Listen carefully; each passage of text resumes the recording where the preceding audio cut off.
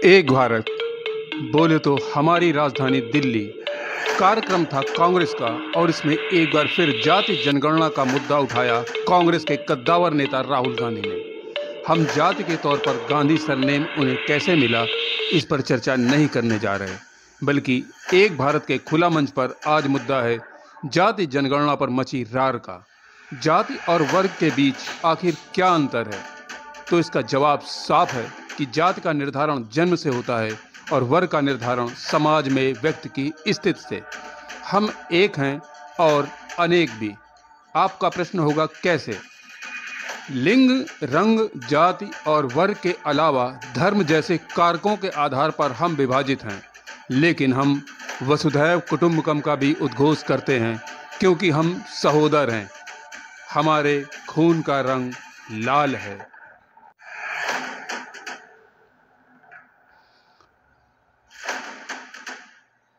समृद्ध भारत नामक संगठन की ओर से आयोजित सामाजिक न्याय सम्मेलन में बतौर मुख्य वक्ता राहुल ने कहा, जो अपने आप को देशभक्त कहते हैं वो 90% लोगों के लिए न्याय सुनिश्चित करने वाली जाति आधारित जनगणना के एक्सरे के विरोध में खड़े हो गए हैं, लेकिन वे जाति आधारित जनगणना को रोक नहीं सकते। अब मुझे फ्रैंकली जात में इंटरेस्ट नहीं है,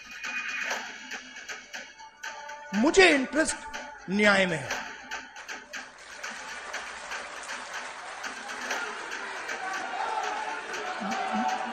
मैं सिर्फ ये कह रहा हूं कि हिंदुस्तान में आज 90% के साथ अन्याय हो रहा है, भयंकर अन्याय हो रहा है। अब मैंने ये भी नहीं कहा, आज तक मैंने ये भी नहीं कहा कि हम कोई एक्शन लेंगे। मैंने सिर्फ ये कहा है कि देखिए, ये पता लगाते हैं कि कितना अन्याय हो रहा है। इसका तो कोई एतराज नहीं होना चाहिए।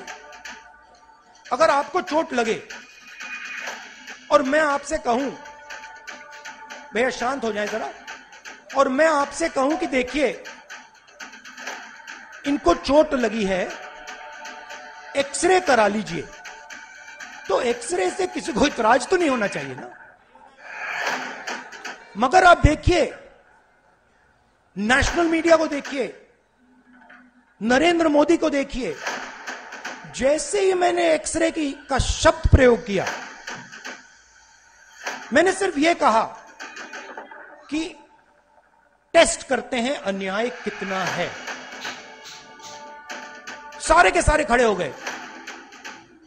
देश को तोड़ने की कोशिश हो रही है, देश को बांटने की कोशिश हो रही है। एक्सरे से क्या बटेगा, कैसे बटेगा? एक्सरे से सिर्फ 90% को यह पता लगेगा कि उनकी भागीदारी कितनी है। अब सारे के सारे देशभक्तों को यह अच्छा लगना चाहिए। देशभक्त क्या चाहता है? देशभक्त देश में न्याय चाहता है। देशभक्त अन्याय थोड़ी चाह सकता है। देशभक्त चाहता है कि हिंदुस्तान आगे बढ़े, देशभक्त चाहता है कि हिंदुस्तान एक दिन सुपर पावर बने, जो भी जैसे भी आप कहना चाहो। तो अगर आप सुपर पावर बनना चाहते हो, चाइना से मुकाबला करना चाहते हो, तो 90% शक्ति का प्रयोग तो करना पड़ेगा। अगर आप 90% की शक्ति का प्रयोग ही नहीं करोगे तो कैसे बनोगे? तो बड़ी इंटरेस्टिंग बात है कि सारे के सारे लोग अपने आप को देशभक्त कहते हैं। सारे के सारे जो अपने को देशभक्त कहते हैं, एक्सरे से डरते हैं। अब एक भारत का विचार हम बाद में रखेंगे अपनी बात, लेकिन पहले आप सुनिए उन्हीं की जुबानी जाति जनगणना के मुद्दे पर उनकी बात। मोदी जी ने 10 साल देश को कहा कि मैं ओबीसी हूं। जैसे ही मैंने एक्सरे की बात की, जाति जनगणना की बात की, नरेंद्र मोदी कहते हैं जाति नहीं।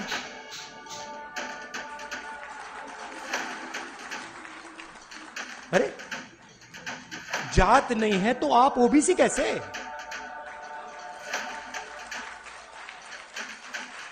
फिर आपको उस टाइम कहना था मेरी तो कोई जात ही नहीं है।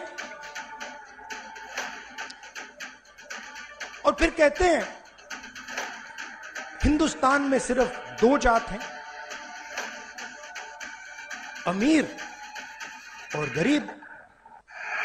ठीक है, अगर आप ये बात मानते हो कि हिंदुस्तान में सिर्फ 2 जात है, अमीर और गरीब, तो मैं आपसे कहता हूं कि गरीबों की लिस्ट निकालिए, उसमें आपको ओबीसी, दलित, आदिवासी मिल जाएंगे। और अमीरों की लिस्ट निकालिए, उसमें आपको एक दलित, एक आदिवासी, एक पिछड़ा नहीं मिलेगा, नहीं मिलेगा। तो ये मेरे लिए अब राजनीतिक मुद्दा नहीं है, ये आप बात समझ लीजिए।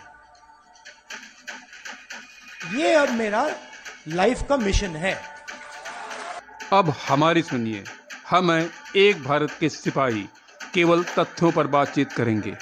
आज़ादी से पहले वर्ष 1901 की जनगणना के अनुसार, जो जाति जनगणना की दृष्टि से अधिक शुद्ध कही जाती है, भारत में उनकी संख्या 2378 बताई गई है, जबकि संविधान के अनुसार भारत में जातियां हैं।